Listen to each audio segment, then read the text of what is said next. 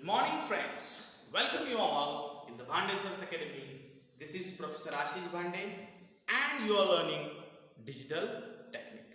Friends, I remember we have completed our 2 chapters, and here I am starting a new chapter. Name is Combinational Logic Circuit. इसके अंदर हम लोग K-मैप खास करके पढ़ने वाले हैं और K-मैप को रिड्यूस करके उस इक्वेशंस को रियलाइज करने वाले हैं। बुलियन इक्वेशंस को by using simple basic logic gates या फिर नैंड गेट या फिर नॉर गेट से रियलाइज करना हमने आपको पढ़ाया है और रिवीजन में भी आपको करके दिया है। यहाँ पे सबसे इंपॉर्टेंट बात यह है कि हम लोग जो कॉम्बिनेशनल लॉजिक सर्किट पढ़ रहे हैं, K-मैप को समझने से पहले K-मैप के कुछ पॉइंट्स को हम लोग आज कवर अप करेंगे। सबसे पहले किसी भी बुलियन इक्वेशंस को लिखने के 2 तरीके होते हैं। पहला तरीका होता है सम ऑफ प्रोडक्ट फॉर्म, इसको हम लोग प्यार से SOP कहते हैं। और दूसरा जो तरीका होता है वो होता है product of sum term, that is called as POS form. तो पहला फॉर्म हो गया सम ऑफ प्रोडक्ट, दूसरा फॉर्म हो गया product of sum POS form. तो आज के लेक्चर में हम लोग समझेंगे SOP का मतलब क्या होता है। देख लीजिए बच्चों, मैं एक इक्वेशन लिख रहा हूं y equals to a b bar c अधिक a b c बार अधिक a bar b bar c। पहली बात, इसमें 2 और पॉइंट्स है, canonical form that is standard form जिसको हम लोग बोलते हैं। तो अभी जो है ये SOP फॉर्म है। तो why this is called as SOP form? Here you can observe sum of product term. आप यहाँ पे ऑब्जर्व कीजिए a into b bar into c, ये जो टर्म है ये आपस में ही प्रोडक्ट है, ये भी जो है ये आपस में प्रोडक्ट है, ये भी जो तीनों है ये आपस में प्रोडक्ट है। और इस प्रोडक्ट के टर्म का हम लोग क्या कर रहे हैं, तो सम कर रहे हैं। That's why this is called as sum of product. इतना सिंपल है। I hope you understand. ठीक इसी तरीके से इधर y इक्वल्स टू मैं ऐसे लिखता हूं a b bar c plus, मैं जानबूझ के यही टर्म रखता हूं ताकि आपको इसका डिफरेंस समझ में आए। सॉरी, यहाँ पे इनटू प्लस सी, ये इनटू आएगा इनटू a बार अधिक b बार अधिक c। आप इस इक्वेशंस को गंभीरता से ऑब्जर्व करो तो ये जो आपको मिल रहा है सम, ये भी मिल रहा है आपको सम, ये भी मिल रहा है आपको सम, और इन सब का हम लोग ले रहे हैं प्रोडक्ट।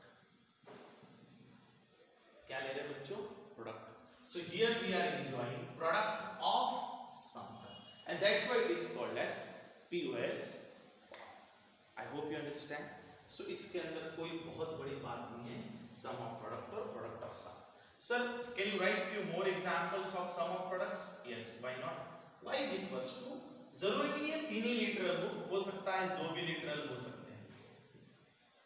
जरूरी नहीं है इस इक्वेशंस में a b c बार हर इसमें उतने ही लिटरल हो जितने होने चाहिए, कम ज्यादा भी हो सकती है। इसको भी हम लोग SOP बोलेंगे, लेकिन इसको स्टैंडर्ड नहीं बोलेंगे, इसको non standard non canonical form बोलेंगे।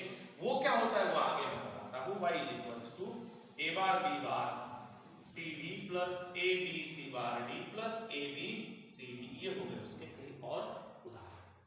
ठीक उसी तरीके से मैं प्रोडक्ट ऑफ सम के कई और उदाहरण रखता हूं। y equals to a plus b whole bar dot a अधिक b, ऐसा भी हो सकता है। या तीसरा उदाहरण y इक्वल्स टू a अधिक b बार अधिक c बार डॉट a अधिक b अधिक c डॉट a बार अधिक b बार अधिक c अधिक b, ऐसा भी हो सकता है। So these are the examples of sum of product and these are the examples of product of sum. I hope you understand. Sum of product में क्या हो रहा है बच्चों, प्रोडक्ट टर्म की समेशंस यहाँ पे की जा रही है, और यहाँ पे प्रोडक्ट ऑफ सम में समेशन टर्म का प्रोडक्ट यहाँ पे लिया जा रहा है। इसको बोलते हैं sum of product and product of sum. इस टर्म्स के अंदर नंबर ऑफ लिटरल कितने भी हो सकते, उसकी कोई पाबंदी नहीं है।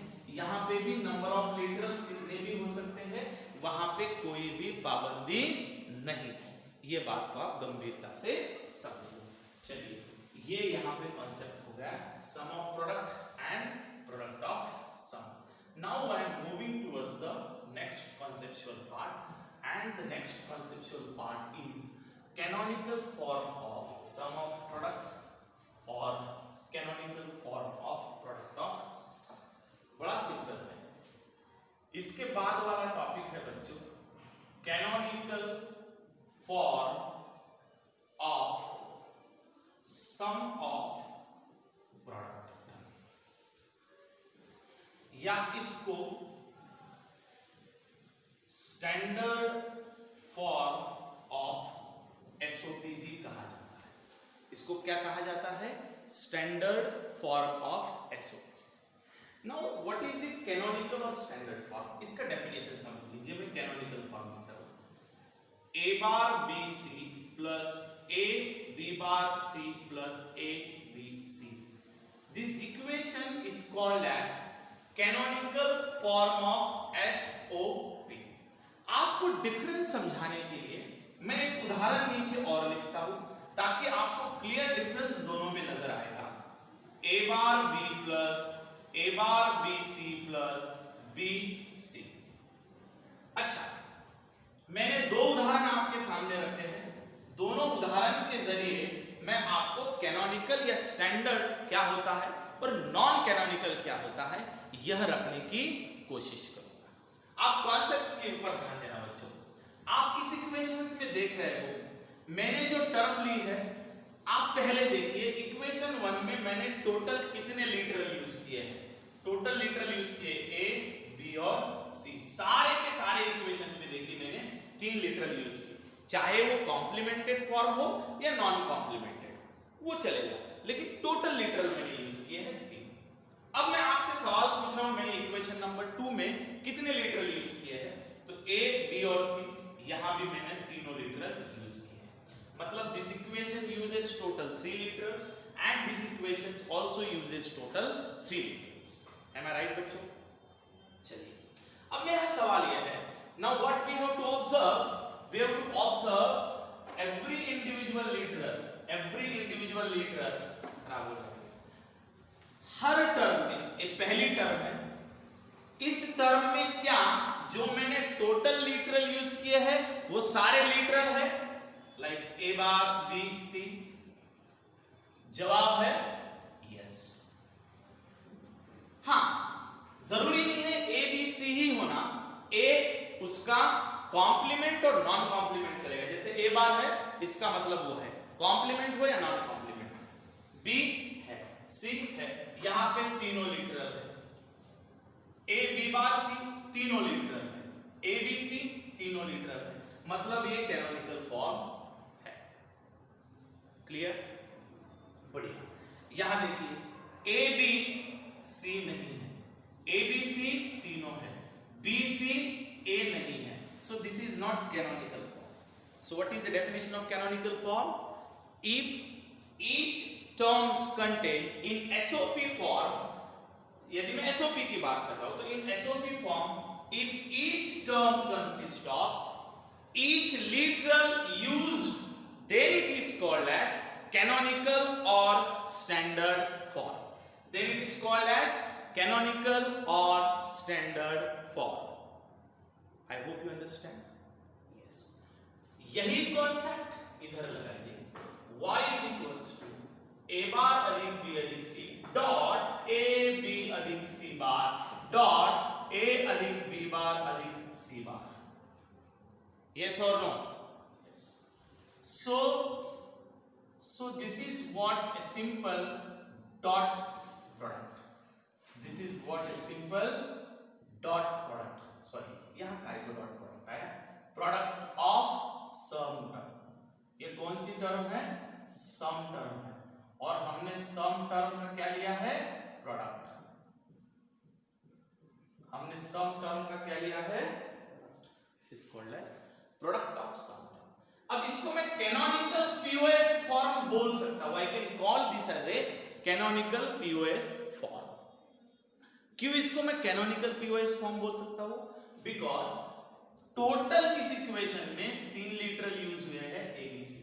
पहले टर्म में भी तीनों लिटरल है, दूसरे में भी तीनों लिटरल है, और तीसरे में भी तीनों लिटरल है। That's why it is called as product of sum term.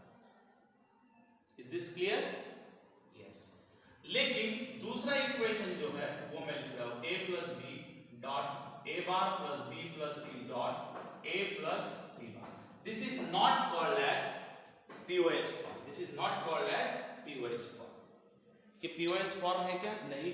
ये कैनोनिकल POS फॉर्म नहीं है। POS है लेकिन ये कैनोनिकल POS नहीं है। This is not called as canonical POS form.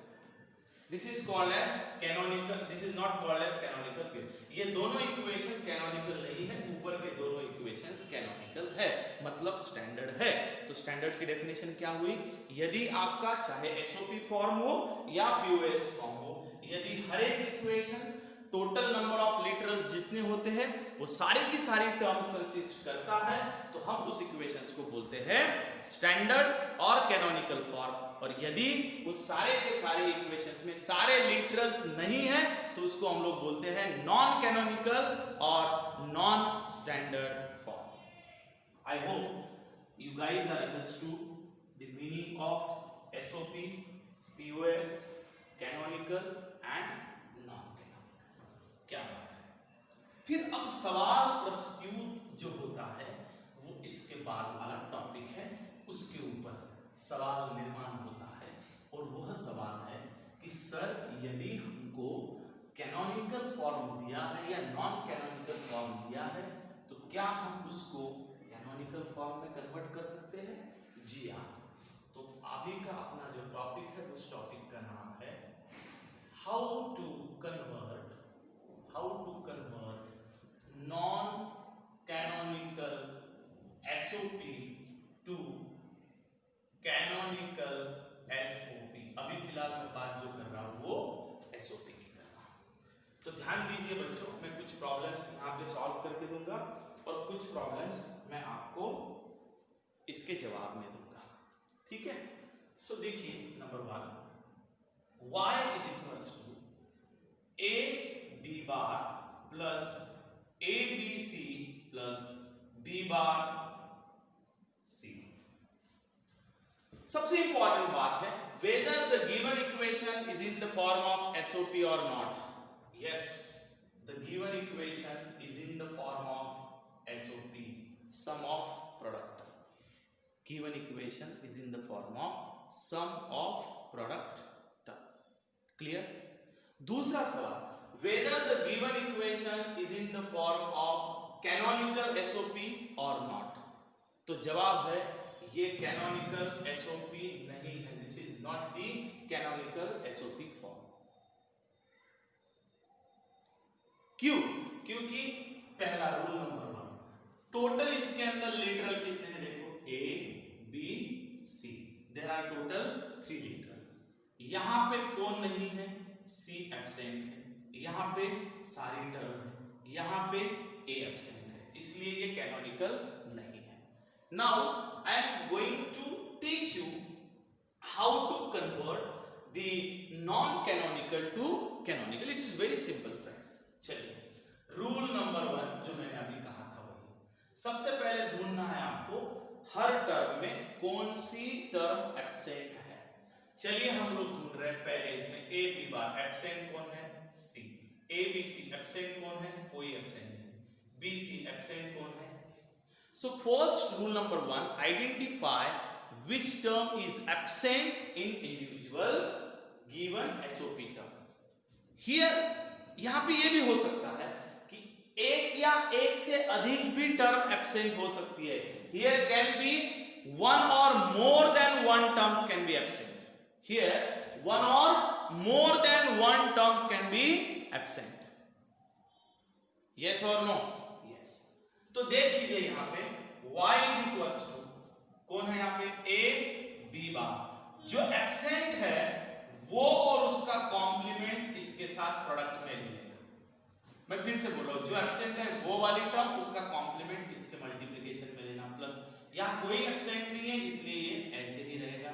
यहाँ पे a एब्सेंट है इसलिए b बार c, a और उसका कॉम्प्लीमेंट उसके साथ इनटू में दे देगा। अब मैं आपको इसका रीजन बता रहा हूं कि c प्लस c बार होता है 1, a प्लस a बार होता है 1 according to the Boolean laws. वो और उसी का कॉम्प्लीमेंट होता है 1। और यदि हम लोग इसका मतलब हम लोग टेक्निकली 1 से इस टर्म को मल्टीप्लाई कर रहे हैं तो मैथमेटिकली इस टर्म के ऊपर कोई इफेक्ट नहीं हो रहा है, मैथमेटिकली इस टर्म के ऊपर कोई इफेक्ट नहीं हो रहा है। सर बीच में आपने किसी टर्म से मल्टीप्लाई नहीं किया क्योंकि बीच में कोई भी टर्म एब्सेंट नहीं है। चलिए अब हम लोग यहाँ पे सिंपल ब्रैकेट मल्टीप्लिकेशन करते हैं। ये c के साथ मल्टीप्लाई होगा और फिर c बार के साथ प्लस a b और c बार। यहाँ पे कौन आएगा a b c, फिर यहाँ पे कौन आएगा b bar c a plus b bar c a बार। यहाँ पे देखिए a b बार c अधिक a b bar c bar अधिक a b c plus a b bar c अधिक a bar b bar c। इसके बाद में और एक रूल है, क्या करना, टोटल कॉमन टर्म निकालना। कभी कभी इसमें कॉमन टर्म आती है a b bar c a b c bar a b c a b bar c, और हाँ ये पहली वाली और ये वाली टर्म जो है ये कॉमन है। और यदि ये दो बार एक टर्म आ रही है तो आप उसको एक बार लिख सकते हो। You can write here a b bar c plus a b c bar plus a b c plus a bar b bar c बार। इस टर्म को हटा दो, दो में से एक बार लिखा। और ये वाला जो होगा आपका this is required SOP, sorry canonical SOP equation, या आपका कैनोनिकल एसओपी इक्वेशन से चेक कीजिए। पहले इसमें तीनों टर्म है, दूसरे इसमें तीनों है, तीसरे इसमें तीनों है, चारों इसमें तीनों है। और कैनोनिकल की डेफिनेशन ही यही है कि वहां पे सारी की सारी टर्म्स प्रेजेंट होना जरूरी है। I hope friends you have enjoyed this discussion और आपको ये पूरा समझ में आया है। मैं कुछ और प्रॉब्लम्स आपको एसओपी के करा के देता हूँ अभी, और फिर कुछ प्रॉब्लम्स आपको मैं होमवर्क के लिए देता हूँ। I know you are a very sincere student, और जो भी मैं होमवर्क दूंगा वो होमवर्क आप सॉल्व करने वाले हैं, हम जानते हैं। चलिए second example I will give you. इसमें एक वेरिएबल एब्सेंट था, अभी मैं दो वेरिएबल वाला एक उदाहरण देता हूँ। Number 2 y is equals to a plus b bar c plus a c bar, ऐसा उदाहरण है। चलिए पहले देखिए एसओपी है, इसके अंदर कौन एब्सेंट है b एंड c, इसके अंदर a, इसके अंदर b। चलिए आइडेंटिफाई कर लिया। फिर उसके बाद y is equals to a, जो एब्सेंट है वो b अधिक b बार और c अधिक c bar plus b bar c, यहाँ कौन एब्सेंट है a अधिक a बार, यहाँ कौन एब्सेंट है b, a c bar b अधिक b बार, बराबर है a b plus a b bar c plus c बार। फिर इसके बाद में ये मल्टीप्लाई कीजिए b bar c a plus b bar c a bar plus इसको अंदर मल्टीप्लाई कीजिए a c bar b plus a c bar b बार, बराबर है। ओ माय गॉड, अबे मैं फिर से ब्रैकेट मल्टीप्लिकेशन कर रहा हूं, फिर से इसको ब्रैकेट मल्टीप्लाई कीजिए, ये इसके साथ a b c, फिर यही इसके साथ अधिक a b c बार, फिर ये इसके साथ plus a b bar c, फिर यही c बार के साथ a b बार c बार। तो इसकी टोटल 4 टर्म आएंगी। बहुत लोग इसको इसके साथ मल्टीप्लाई करके 4 ही टर्म लेते हैं, 2 ही टर्म लेते हैं, ऐसा नहीं होगा। इसको सीधा कर दो a b bar c plus a bar b bar c plus a b c bar plus a b bar c bar. Yes or no? Yes. Now identify whether there are common terms or not. Whether there are common terms or not. ठीक है, यहां पे कोई common होगी तो उसको एक बार लिखे, कॉमन नहीं होगी तो उसको मत लिखिए। ये हो गया दूसरा उदाहरण। चलिए आई hope you understand this example. Her example में 3 टर्म भी आ रही है। जरूरी नहीं है कि 3 ही वेरिएबल का हर बार होना चाहिए, 4 वेरिएबल का भी उदाहरण हो सकता है। मैं तीसरा उदाहरण आपको 4 वेरिएबल का सॉल्व करके दे रहा हूं। y is equals to a b d bar plus a b bar plus c d। इसमें 2 टर्म एब्सेंट है। चलिए थोड़ा सा कॉम्प्लिकेटेड एग्जांपल है। पहली बात, इसके अंदर total A B C D 4 variable है, देख लो ए बी सी और डी 4 वेरिएबल है। तो इसलिए y पहले टर्म में देखिए कौन एब्सेंट है, यहाँ पे मुझे सी एब्सेंट दिख रहा है, यहाँ पे सी और डी एब्सेंट दिख रहा है, और यहाँ पे ए और बी एब्सेंट दिख रहा है।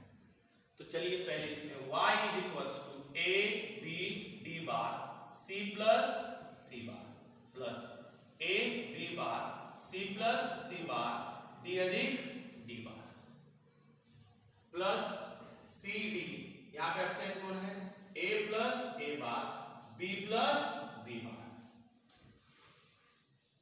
बराबर है। y is equals to A B D bar into C, A B D bar into C bar plus A B bar C plus A B bar C bar D plus D bar, फिर से plus C D A plus C D A bar B plus B bar, yes और no, yes. Now y is equals to A B C D bar plus A B C bar D bar plus, इसको फिर से multiply कीजिए, चार term आएंगे यहाँ, चार term आएंगे, इसको इससे मल्टीप्लाई कीजिए, A B bar C D plus इसको इससे मल्टीप्लाई कीजिए A B bar C bar D bar, is it गड़बड़? यही गलती हम लोग बार बार करते हैं। जब हम लोग ब्रैकेट मल्टीप्लाई करते हैं तो ये इसके साथ होगा, फिर ये इसके साथ होगा, फिर ये इसके साथ होगा, फिर ये इसके साथ होगा, plus A B bar C D plus A B bar C D bar plus A B bar C bar D plus A B bar C bar D bar, clear? So दूसरा वाला टर्म जो है वो ये है plus C D A B plus C D A B bar, फिर next term C D A bar B plus C D A bar B bar, या अब आप इसको सीधा कीजिए और सीधा करने के बाद जो कॉमन टर्म है उस कॉमन टर्म को एक बार देखिए, हो गया आपका इक्वेशन। हर इक्वेशन में आपकी 4 टर्म्स आ गई। वैसे बुनियादी तौर पे देखा जाए तो ये डिफिकल्ट नहीं है, ये बहुत ही सिंपल है। तो मेरी रिक्वेस्ट है आप सभी लोगों से कि आप लोग इस इक्वेशंस को फिर से लिखिए। मैं करके देता हूं भाई, क्या कौन है, A B C D bar A B C bar D bar अधिक A B bar C D अधिक A B bar C D bar अधिक A B bar C bar D D plus A B bar C bar D bar plus A B C D plus A B bar C D plus A bar B C D plus A bar B bar C D, ये आ गया आपका equation of y, बराबर है। So this is your equation of y. So this is what how we are going to convert the equation of SOP into the standard or canonical form, बराबर है। चलिए, ये 3 टाइप के मैंने उदाहरण दे दिए। अब इससे ज्यादा कॉम्प्लिकेटेड कुछ इसके अंदर नहीं आ सकता, इसलिए इसी के कुछ होमवर्क मैं आपको दे रहा हूँ। ईमानदारी से यह होमवर्क आपको सॉल्व करना है और मुझे व्हाट्सएप नंबर पे भेजना है। पहला वाला होमवर्क आपका रहेगा y is equals to a bar b अधिक a b c बार अधिक a b बार c बार, 3 ही है तो इसमें एब्सेंट एक टर्म दिखा देता हूँ। y is equals to a plus b bar c अधिक a bar then b bar. तीसरा वाला जो इक्वेशन है that is y is equals to a bar b c d plus a b bar c plus a b bar, और ये वाले term में तीनों एब्सेंट बता रहा हूं। Number 4 will take an example, again 4 variable वाला लेते हैं, b बार c बार अधिक a b c bar plus a b bar c bar d, ये वाला आपको सॉल्व करना है। So these are the 4 questions as a homework and I am expecting you are going to solve this homework and you are going to submit to the WhatsApp number. Now let us convert this canonical form into the another thing. तो यहाँ पे एक चीज आपकी खत्म होती है combination logic circuit की, how to convert this non canonical SOP form into the canonical. अभी क्या आएगा, सिर्फ एसओपी की जगह पे पीओएस और यहां पे भी पीओएस है। So I hope you know what is POC as I already taught you right now. Now हम लोग क्या कर रहे हैं, यहां पे हमको पीओएस फॉर्म दिया हुआ है, उसको कैनोनिकल पीओएस में कन्वर्ट करना है। तो y is equals to POS form क्या होता है, पहले देखिए non canonical a plus B bar dot a अधिक b बार अधिक c डॉट a अधिक c बार, ये एक इक्वेशन दिया है। सबसे पहले ये पीओएस फॉर्म है कि नहीं है ये देख लो। Yes it is a POS form, that is product of sum form. Now a plus B यहाँ एब्सेंट c है, a plus B C absent, यहाँ पे कोई एब्सेंट नहीं है और यहाँ पे b एब्सेंट है, बराबर है। सो a प्लस बी बार, यहाँ पे c एब्सेंट है, a plus B bar plus c, यहाँ पे कोई एब्सेंट नहीं है, a plus c bar is equals to यहाँ पे b एब्सेंट है। Clear to all? यस।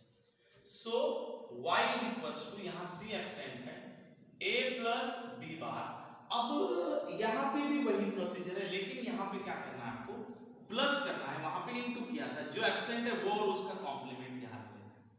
फिर यहाँ पे a plus B bar plus c dot a plus c bar, और यहाँ पे b into B bar absent है, यहाँ पे c into c bar absent है, यहाँ पे b इंटू बी बार, जो एब्सेंट है वो और उसका कॉम्प्लीमेंट। और उसका कारण मैं बता देता हूँ, c इंटू c बार ये 0 होता है, a इंटू a बार जो होता है वो 0 होता है।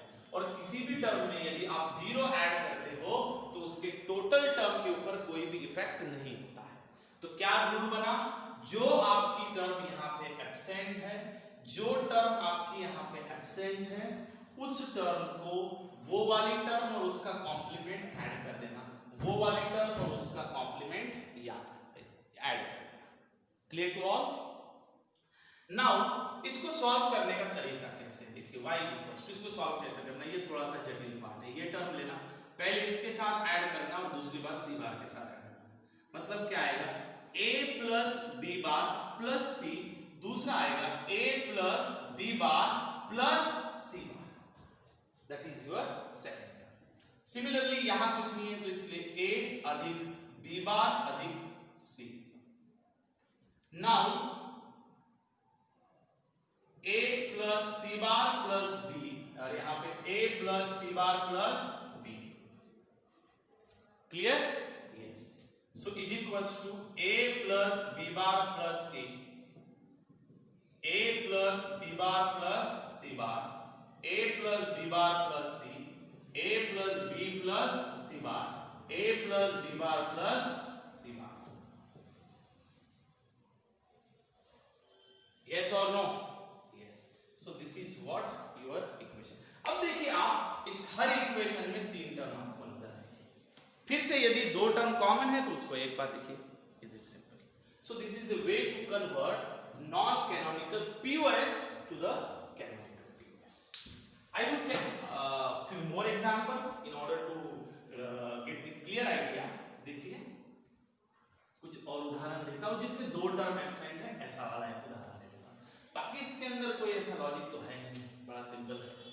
So y is equals to, I will take here a plus sorry यहाँ पे एक टर्म लेता हूँ dot b plus c bar dot a plus b plus c। यहाँ पे आप देखोगे तो b c एब्सेंट है, यहाँ देखोगे तो a एब्सेंट है, यहाँ पे कोई एब्सेंट नहीं है। y is equals to a, हाँ तो कौन एब्सेंट है b, तो plus b into b bar, कौन एब्सेंट है c, plus c into c bar dot b plus c bar plus a into a bar, बराबर है डॉट a अधिक b अधिक c। Now y is equals to, ये आपके पास 3 terms है, और तरीका क्या होगा, बिल्कुल से पहले इस टर्म को ऐसे रखते हैं। अब देखो यहां बड़ी गड़बड़ होती है, यहां पे सिंपल तरीका ध्यान में रखो, a अधिक b अधिक ये वाली टर्म c इंटू सी बार, फिर ए बी के साथ, फिर ए बी बार के साथ, a plus b bar plus c into C bar. Is it clear? Yes. अधिक सी बार प्लस ए, इसको ए के साथ, फिर से b अधिक सी बार प्लस ए बार, इसको ए बार के साथ, dot a plus b plus c, 3. Now y equals to a plus b plus c, a plus फिर से b प्लस c बार, क्योंकि इसको एक बार और दो बार, ये दो टर्म आएंगे और फिर से ये दो टर्म आएंगी, a plus b bar plus c, और यहाँ पे a plus b bar plus c bar, और बाकी सीधा कर लो इसको, a अधिक b अधिक c bar, a bar plus b plus c bar, a plus b plus c बार.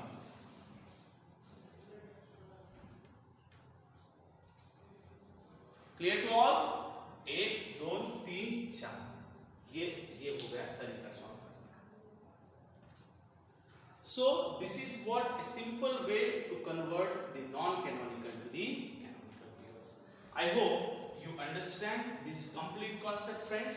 मैंने यहाँ पे आपको SOP POS, how to convert SOP POS to its canonical form, ये चीज मैंने इस लेक्चर में आपको समझाई है.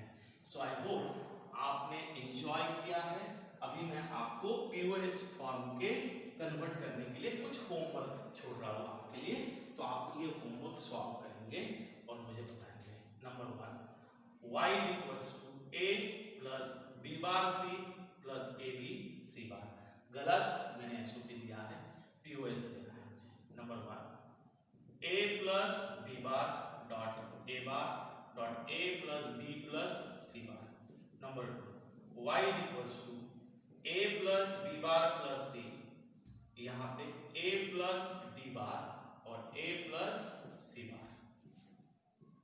y equals to a plus b bar plus c dot a plus b bar